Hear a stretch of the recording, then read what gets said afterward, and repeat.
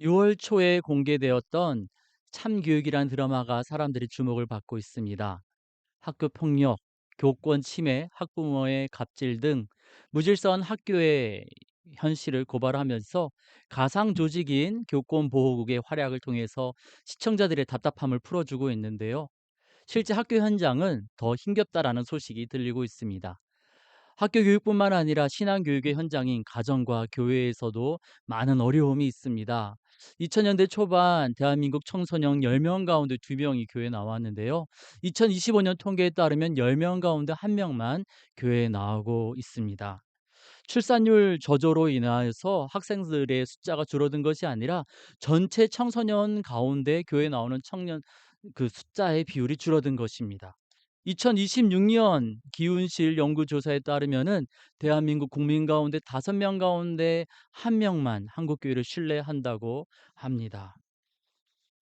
최근 통계에 따르면 개신교인 가운데 45만 명, 100명 가운데 8명 정도가 이단에 빠져 있다고 합니다. 그리고 청소년, 청년들을 향한 이단의 활동이 더욱더 활발하게 이루어지고 있다고 하는데요.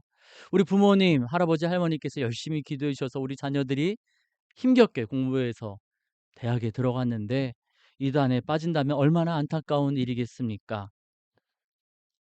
어떤 담임 목사님 모임에서 이제 막 부임한 젊은 목사님이 자신이 사역하고 있는 교회의 변화와 부흥을 위한 기도 제목을 꺼내 놓았더니 선배 목사님이 이렇게 이야기했답니다. "아무것도 하지 말고 20년간 조용하게 있다가 은퇴하라." 했답니다. 무엇인가 부흥을 위한 변화를 시도하다가 괜히 성도들에게 미움받으면 교회를 떠나게 된다는 것이지요. 목회자가 하나님이 아니라 성도들, 사람들을 두려워하는 상황이 된 것입니다. 하나님보다 사람을 두려워하게 되면은 교육의 방향을 잃어버리게 됩니다. 그렇다면 교회 교육은 어떻게 해야 될까요? 오늘 우리가 읽은 신명기 6장을 통하여서 하나님은 교회의 신앙 교육이 어떻게 이루어져야 되는지 세 가지로 알려주십니다. 첫 번째로 미래를 복으로 채우시는 하나님을 기대함으로 신앙을 가르치라 말씀하십니다. 신명기는 모세가 가나안 땅 입성이라는 새로운 시대를 앞두고 40년간의 이 광야 사역을 마치면서 이스라엘 백성에게 전하는 고별 설교입니다. 1장에서부터 3장까지 지난 40년간 어떠한 일이 있었는지 요약해서 설명해 줍니다. 하나님의 은혜로 출애굽하여서 여러 번의 승리를 경험하였지만 하나님을 온전히 신뢰하지 못함으로 인하여서 가나안 땅에 바로 들어가지 못하고 40년간 광야를 돌아야 했습니다. 이제 가나안 땅에 들어가면서 4장부터 하나님께서 알려주시는 규례와 법도를 전합니다. 하나님께서 규례와 법도를 들려주시는 이유를 4장에서 이렇게 소개합니다. 이스라엘아, 너희에게 가르치는 규례와 법도를 듣고 준행하라. 그리하면 너희가 살 것이요 하나님 여호와께서 주시는 땅을 얻게 되리라. 하나님의 법도와 규례를 지키면 사람의 힘이 아니라 하나님께서 은혜로 주시는 땅을 앞으로 얻게 된다는 것입니다. 하나님께서 아브라함과 이스라엘 자손들에게 약속하신 그 약속이 성취되는 것입니다. 5장에서 십계명을 들려주신 이후에 6장에서 다시 한번 이 하나님의 법도를 들려주신 이유를 이렇게 설명합니다. 2절 후반부입니다. 너의 날이 장구하게 될 것이라. 이스라엘 민족이 오래 살 것이라는 겁니다. 망하지 않고 하나님이 지켜주신다는 것이죠. 3절에 보니까요, 복을 받아서 적과 꿀이 흐르는 땅에서 크게 번성할 수 있도록 하나님께서 규례와 법도를 주셨다 알려줍니다. 우리 하나님은요, 창세 때부터 우리 사람에게 복을 주시고 또 아브라함을 불러서 복의 통로로 세우셨습니다. 이제 가나안 땅에 들어가는 이스라엘 백성에게 복을 주시고자 하나님이 어떤 분이신지, 하나님의 사랑을 받은 하나님의 백성들이 어떻게 살아야 할지 모세를 통해 알려주십니다. 이스라엘 백성이 이제 들어가게 되는 가나안 땅은 젖과 꿀이 흐르는 풍요의 땅입니다. 하지만 온갖 우상 숭배와 음란한 문화로 무질서한 땅이었습니다. 하나님이 주신 법도와 규례를 지키면서 하나님을 따르지 않는다면 그 땅의 우상 숭배와 음란한 문화로 인하여 망할 수밖에 없었습니다. 실제로 가나안 정복 시대가 지나서 사사 시대에 하나님 주신 법도와 규례를 잊어버린 다른 세대가 등장하였을 때 가나안의 음란한 문화와 우상 숭배에 빠져서 결국에 이방 민족들에게 압제를 당했습니다. 질서가 무너져서 고통 가득한 삶을 살아야 했습니다. 이에 하나님은 무거운 짐이 아니라 복을 주시고자 이스라엘 백성을 살리시고 더 나아가 그 땅 가운데 회복을 주시고자 하나님의 법도 신앙을 가르치게 하신 것입니다. 이것은 3,500년 전 가나안 땅에만 적용되는 것이 아닙니다. 출애굽한 부모 세대가 경험하지 못했던 적과 꿀이 흐르는 땅, 그 가나안 땅에 이스라엘의 다음 세대가 들어갔던 것처럼 우리의 자녀들은 우리 부모님 세대가 경험하지 못한 풍요로운 삶을 살고 있습니다. 하지만 3,500년 전 가나안 땅에서, 그 풍요로운 땅에서 이스라엘 백성이 여러 유혹과 어려움을 경험했던 것처럼 이 땅에 우리 자녀들도 여러 유혹과 어려움으로 인하여서 홀로 힘겨워하다가 안타까운 선택을 하기도 합니다. 이에 우리 자녀들을 살리고 또 안타까운 현실을 고치며 복으로 채워주시고자 하나님은 신앙 교육으로 우리와 우리 자녀들을 초대하고 계십니다. 어떤 분들은 이 자녀들의 신앙보다 학교 성적을 더 우선시합니다. 하나님이 아니라 좋은 대학, 좋은 직장, 좋은 환경이 자녀들의 미래를 지켜줄 것이라 믿기 때문이지요. 그래서 중고등부 자녀들이 주일 예배에 참석하는 것, 수련회에 가는 것 아깝다, 이렇게 생각합니다. 그러나 하나님은 신명기를 통해서 분명하게 우리 가운데 알려주십니다. 좋은 대학, 좋은 직장이 아니라 오직 하나님께서 우리 자녀들에게 복을 주신다고요. 하나님을 떠나면 때때로 사랑의 매를 맞기도 합니다. 그러나 하나님께로 돌이키면 하나님은 다시 은혜를 베푸사 회복을 허락하여 주십니다. 포로로 끌려간다 할지라도 그곳에서 하나님을 바라볼 때 하나님은 고치시겠노라 약속하셨습니다. 그렇게 신명기의 약속대로 복을 받은 이들이 있는데요. 바로 다니엘과 세 친구들입니다. 하나님의 백성인 이스라엘 백성이 하나님의 말씀, 명령을 떠나서 결국 나라가 망했습니다. 신앙 공동체는 무너졌습니다. 바벨론으로 포로로 끌려갔습니다. 이방 제국의 무서운 위협 가운데 도와주는 어른들이 아무도 없었지만 이 젊은 학생들, 아이들이 하나님을 바라봅니다. 바벨론 땅에서 어떤 누구도 도와주지 않는 그 상황 속에서 이 아이들은 하나님을 믿었고 하나님 말씀을 따르고자 우상 숭배에 바쳐졌던 재물을 거절합니다. 그들의 믿음의 결단 가운데 하나님께서 일하심으로 기적이 일어납니다. 하나님은 다니엘과 세 친구의 육체를 우상의 제물로 드려진 고기를 먹은 사람들의 육체보다 더 건강하게 만들어 주셨습니다. 많은 돈을 들여서 쪽집게 과외를 한 것은 아니지만 공부도 잘하게 하셨습니다. 다니엘 같은 경우에는요, 이방 땅에서 어려운 환경 가운데 있었지만 정권이 세 번 바뀌는 그 상황 속에서도 계속해서 나라의 중직을 감당할 수 있도록 하나님이 친히 지켜주셨습니다. 좋은 집안, 좋은 성적, 좋은 학교, 좋은 직장이 아니라 나라를 잃어버린 혼란스러운 상황임에도 불구하고 하나님께서 그들의 인생을 지켜주신 것입니다. 신명기 말씀은요, 하나님을 잘 믿으면, 하나님 말씀을 잘 따르면 천국에 간다고 말하지 않습니다. 이 땅에서 하나님이 책임져 주시겠다, 복을 주시겠다 약속하십니다. 그리고 하나님은 바벨론 땅에서도 그 약속을 지키셨습니다. 그 하나님께서 일제강점기와 6.25로 무너졌던 이 나라를 젖과 꿀이 흐르는 가나안 땅처럼 풍요롭게 만들어 주셨습니다. 그 하나님께서 허락하신 이 풍요로운 대한민국에서 저와 여러분, 우리는 어떻게 해야 되겠습니까? 우리 자녀의 미래를 복으로 채우시는 하나님을 기대함으로, 우리 교회의 미래를 복으로 채우시는 하나님을 기대함으로, 우리 자녀들에게, 교회의 다음 세대, 우리 아이들에게 하나님에 대해서, 하나님의 백성이 어떻게 살아야 될지에 대해서 가르쳐야 합니다. 우리에게 소망을 주시고 친히 그 소망을 이루시는 하나님께서 약속하신 대로 우리 자녀들과 우리 교회의 다음 세대에 복의 복을 더해 주실 줄 믿습니다. 그런데 이 신명기를 전하는 사람은 모세입니다. 모세는 하나님의 뜻을 전하지만 자신의 방식을 고집하지 않았습니다. 모세 시대에서 여호수아 시대로 리더십이 넘겨지면서 많은 변화가 일어납니다. 천막 생활이 그치고 정착 생활이 시작되었습니다. 만나가 그쳤고요. 그 땅의 소산물, 농작물을 먹게 되었습니다. 언약궤를 12지파가 둘러싸서 함께 행군하던 그러한 방식이 바뀌어졌습니다. 가나안 땅 정복을 위해서 또 허락하신 땅에 각각의 지파들이 정착하다 보니 함께 12지파가 움직이는 것이 아니라 지파 단위로 활동하게 되었습니다. 성막도 모세 때에는 이동식으로 계속해서 이 고핫 자손들이 어깨 메고 이동했었는데요. 여호수아 시대 때에는 실로라는 지역에 오래도록 머물렀습니다.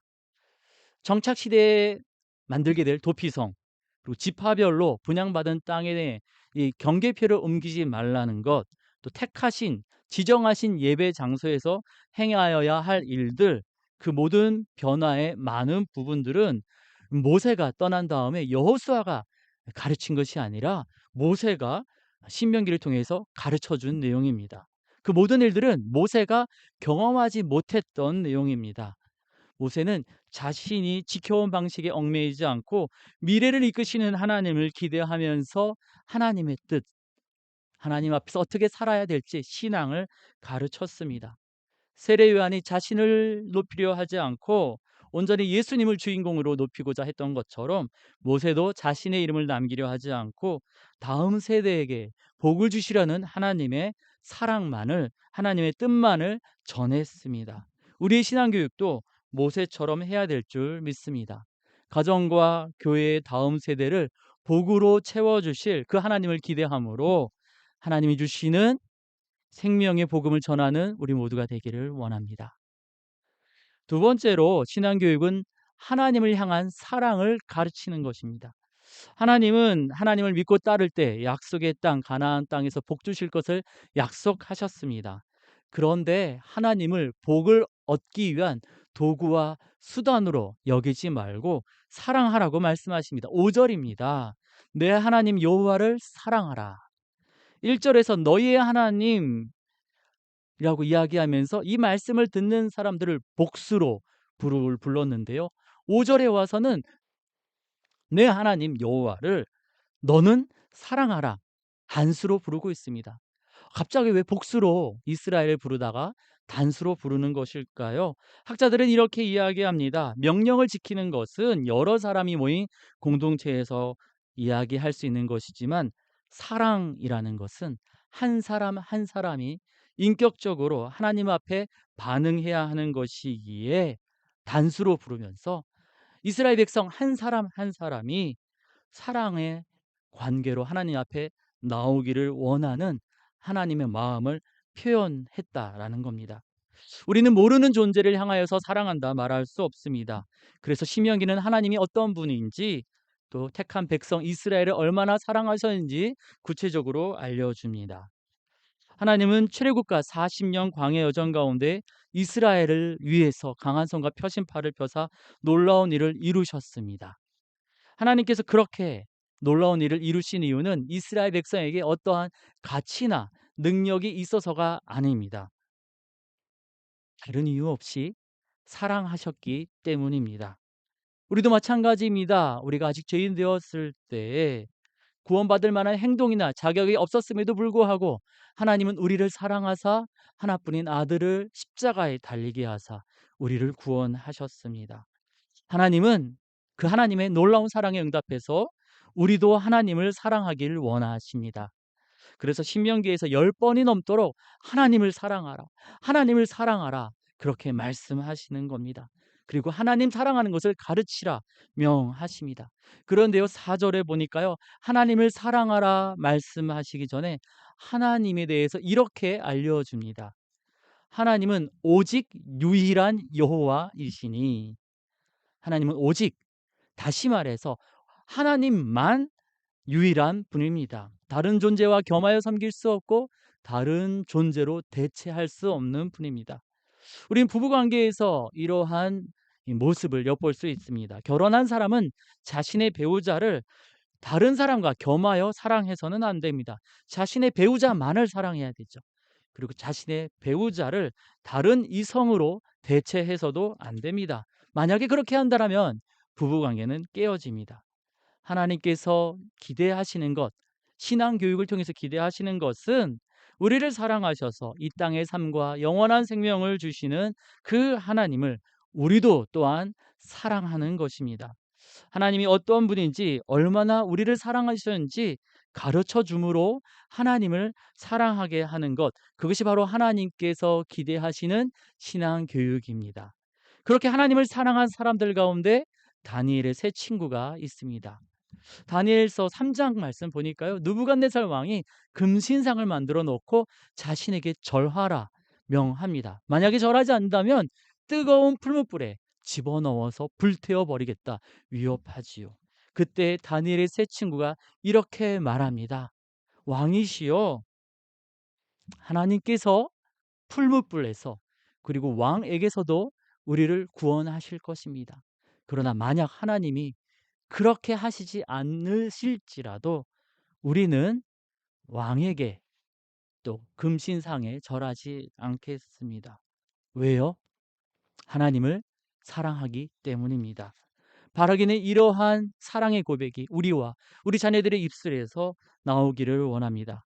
학원 수업 1시간을 포기하고 주일 예배를 드려도, 수련회를 가도 살아계신 하나님께서 우리 인생을 책임져 주실 줄 믿습니다.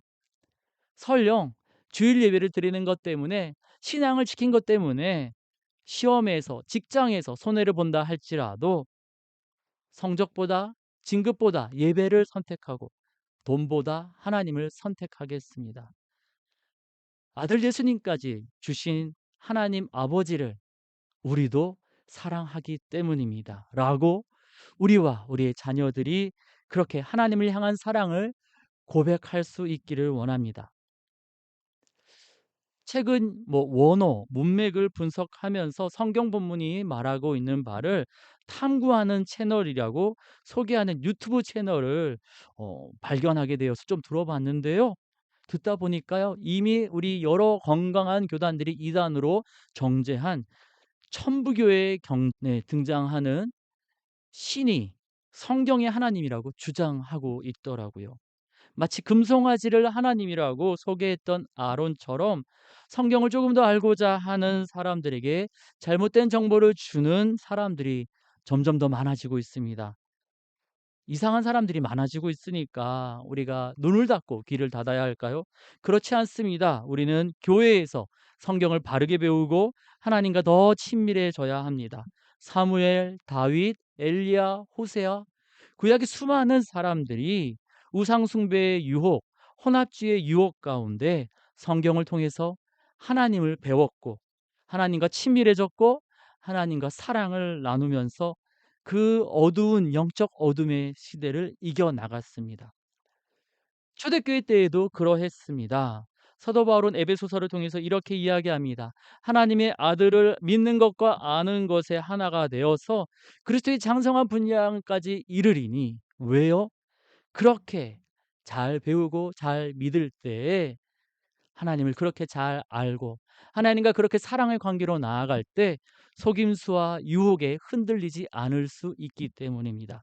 바라기는 우리가 성경을 가까이 하고 교회와 가정에서 신앙교육에 더욱 힘쓰기를 원합니다. 그래서 우리와 우리 자녀들의 하나님의 사랑을 깨닫고 그 사랑에 감사함으로 우리도 하나님을 사랑하여서 세상이 감당하지 못하는 하나님의 백성으로, 예수님의 사람으로 살아가기를 원합니다. 세 번째로, 신앙교육은 부모가 자녀에게, 그리고 가정을 포함한 삶의 모든 자리에서 이루어져야 합니다. 하나님은 신앙교육의 주체를 이 부모님, 가정의 부모님에게 맡기고 있습니다. 7절에 이렇게 하나님 말씀하십니다. 내 자녀에게 부지런히 가르치며. 모세가 살던 시대에는 이미 레위인과 제사장 집단이 있었습니다. 레위인과 제사장 집단은 농사나 또는 목축을 하지 않았습니다. 시간적인 여유가 있었고 전문성도 있었습니다. 얼핏 생각하기에는 이스라엘 백성들의 신앙교육을 그들에게 전담시키는 것이 효율적일 것 같지만, 하나님은 오늘 신명기 말씀을 통해서 레위인 제사장 집단에게 신앙 교육을 다 맡기시는 것이 아니라 각 가정의 부모님들에게 우선적으로 자녀들의 신앙 교육을 맡기십니다. 이것은 이 모세가 신명기를 쓸 때부터 시작된 것이 아니라 그 이전부터 시작된 것입니다. 창세기에 등장하는 여러 족보들은 단순하게 생물학적인 계보를 넘어서서 부모님을 통하여서 하나님에 대해서 듣고 배움으로 신앙이 전수되는 영적 계보였습니다. 특별히 아브라함 때는 할례라는 이 예식이 들어와서 부모의 신앙 고백이 자녀들에게 전수되었습니다. 출애굽 이후에는 안식일 또 유월절 식사를 통하여서 가정은 부모님의 신앙을 다음 세대에게 자녀들에게 전달하는 매우 중요한 역할을 감당했습니다. 이것은 초대교회에도 이어졌습니다. 디모데의 신앙에 대해서 사도 바울은 어머니와 또 외할머니에게서 이어진 것이라 이야기합니다. 그렇다면 믿는 부모님이 계시지 않는 자녀들은 어떻게 합니까? 교회 공동체의 리더, 교사, 영적인 선배들이 영적 부모의 역할을 감당했습니다. 고린도후서에 보니까요, 사도 바울이 영적 아비가 되어서 고린도 교회 성도들에게 신앙 지도를 했다. 그렇게 알려주고 있습니다. 믿는 부모가 있으니 교회에서는 신경 쓰지 않아도 괜찮을까요? 그렇지 않습니다. 믿는 어머니와 외할머니가 있었던 디모데에게 사도 바울이 영적 아버지가 되어 주었습니다. 우리가 익숙하다고 생각하지만 때로는 실제 역사가 그리 오래되지 않은 경우가 종종 있는데요. 교회 학교가 이 다음 세대의 신앙 교육을 전담하게 된 것도 그렇습니다. 오늘날과 같은 교회 학교가 처음 등장하게 된 것은 18세기 영국 교회에서입니다. 교회에 나오는 부모님들께서 자녀들의 신앙 교육을 교회에 맡기고자 교회 학교가 시작된 것이 아니고요. 부모님들이 자녀들을 잘 돌보지 못하는 그러한 빈곤층, 노동자 계층의 아이들, 부모님이 여러 상황상 자녀들을 전혀 돌보지 못하는 어려운 가정들의 아이들에게 글자를 알려주고 사회 예절을 알려주면서 복음을 전하는 사회 선교의 목적으로 이 교회 학교가 시작되었습니다. 100여 년 시간이 지나면서 어려운 환경에 있는 아이들뿐만 아니라 부모님이 교회에 나오는 자녀들까지 함께 모아서 체계적인 신앙 교육을 하게 됩니다. 그리고 100여 년 전 발달 심리학이 교회에 들어오면서 영아부, 초등부, 중고등부가 시작된 것이죠. 2000년 교회 역사 이 구약 시대부터 계산하면서 4000년 동안 신앙 교육, 특별히 다음 세대를 향한 신앙 교육의 중심은 가정에 있었습니다. 하나님은 왜 가정에서 부모님을 통해 신앙을 가르치라 하셨을까요? 7절에 부지런히라고 번역된 히브리어는 샤난이라는 단어인데요. 꿰뚫다, 마음에 뿌리 박게 하다 이런 뜻이 있습니다. 십계명 말씀을 돌판에 새기는 것처럼 하나님의 말씀, 하나님의 사랑을 자녀들의 마음판에 지워지지 않도록 새기라는 것입니다. 그래서 새한글 성경은 반복의 의미를 담아서 이 부지런이라고 번역한 이 히브리어 샤난을 거듭으로 번역하고 있습니다. 그렇게 마음판에 새기기 위한 구체적인 방법이 7절부터 9절까지 나와 있는데요. 집에 앉아 있을 때, 길을 갈 때, 누워 있을 때, 일어날 때 말씀을 강론하며 손목에도 또 이마에도 문기둥에도 성경 구절을 붙여서 계속 하나님의 말씀을 가까이 하라는 것입니다. 그렇게 매일 성경을 가르치고 하나님의 사랑을 들려주어서 삶의 모든 자리에서 하나님을 생각하게 하라는 것입니다. 이렇게 하려면 교회 학교에서 일주일에 한 번 지도하는 신앙 교육으로는 부족합니다. 그래서 하나님은 가정에서 부모님이 자녀들에게 신앙을 가르치라 하신 겁니다. 매일매일 하나님의 사랑을 들려주지 않는다면 3,500년 전 우상 숭배가 가득했던 가나안 땅에서 신앙을 지키는 것이 어려웠기에 하나님은 가정에서 부모님들이 자녀들에게 하나님의 사랑을 들려주라 하신 것입니다. 지금도 마찬가지입니다. 하나님 말씀에 순종해서 우리 부모님들 아침 저녁으로 우리 자녀들의 머리에 손을 얹고 사랑으로 기도해 주십시오. 친구들과의 관계, 이성 문제, 진학, 취업, 진로, 다양한 문제, 삶의 모든 문제 앞에서 하나님의 선하신 뜻을 찾을 수 있도록 우리 자녀들과 함께 "예수님이라면 어떻게 하셨을까?" 같이 이야기 나눠 주시면서 격려해 주시고 응원해 주십시오. 가능하다면은 우리 부모님들께서 새벽 기도회 때 들으셨던 그 말씀으로 매일 저녁마다 가정 예배를 함께 드려 주십시오. 어렵다면은 일 주일에 딱 한 번이라도 자녀들과 함께 가정 예배를 드리면서 가정에서 삶의 자리에서 하나님과 동행하는 신앙적인 습관을 가르쳐 주십시오. 우리 부모님들께서 자녀들의 신앙 교육에 힘쓰시고 교회는 교회 학교 예배를 통하여서 우리 자녀들에게 체계적으로 하나님 말씀을 알려주고 또 부모님들이 자녀들을 어, 신앙 지도할 수 있도록 자료를 제공하면서 함께 도울 때 하나님의 선하신 뜻이 가정마다 아름답게 열매 맺게 될 줄 믿습니다. 감사하게도 저에게는 어릴 적에 부모님 또 우리 누나들과 함께 매일매일 가정 예배를 드렸던 행복한 추억이 있습니다. 함께 성경을 읽고 찬송가를 부르면서 온 가족이 집에서 하나님을 바라보았습니다. 부모님과 또 누나들과 학교 또 여러 가지 개인적인 고민들 기도 제목으로 나누면서 답답함을 털어 놓았고 또 말씀으로 또 중보 기도로 위로와 사랑을 받았던 기억이 있습니다. 가정 예배의 기쁨을 알고 있기 때문에 결혼한 이후에도 아내와 함께 가정 예배를 드리며 하나님의 은혜를 누리고 있습니다. 어떤 분들은 이런 말씀을 하실지 모르겠어요. 목사님, 저는 목회자가 아니니 우리 자녀들 앞에서 가정 예배를 인도하는 것이 참 부담스럽습니다. 제가 전문가도 아니고 우리 아이들의 그 신앙적인 고민에 어떻게 시원하게 답을 풀어줄 수 있겠습니까? 그런데요, 우리 학부모님들께서 고민하신 그 고민 3,500년 전 이스라엘 백성들의 부모님들도 똑같이 가졌던 고민, 걱정이었습니다. 부족해 보이고 또 매끄럽지 않았지만 또 때로는 서툴어 보였지만 하나님 명령에 순종해서 가정에서 하나님 사랑을 들려주면 하나님께서 그 가정과 자녀들에게 복 주시겠노라 약속하셨고 하나님은 그 약속을 이루셨습니다. 학교 교육도 무너졌는데 교회 교육도 또 가정에서의 신앙 교육도 어려울 것이라 미리 낙심하시지 마시길 바랍니다. 1907년 평양 대부흥 때 대한민국의 기독교인들은 1%가 되지 않았다고 이야기합니다.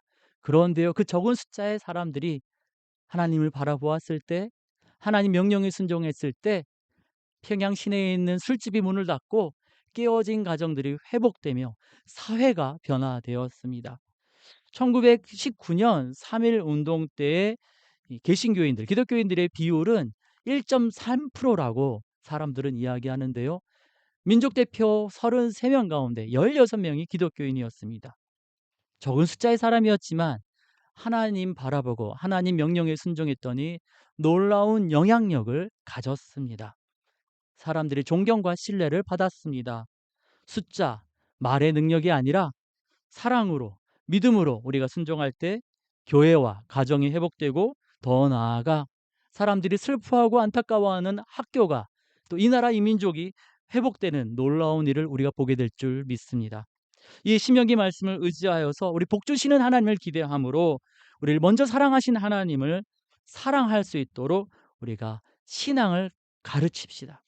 우리 부모님들께서 각 가정에서 자녀들과 함께 가정 예배 드려 주시고 또 우리 교회의 어른들은 혼자 교회 나오는 우리 다음 세대를 바울처럼 영적 아버지로 돌봐 주시면서 우리 자녀들에게 하나님의 사랑을 부지런히 가르치기를 원합니다.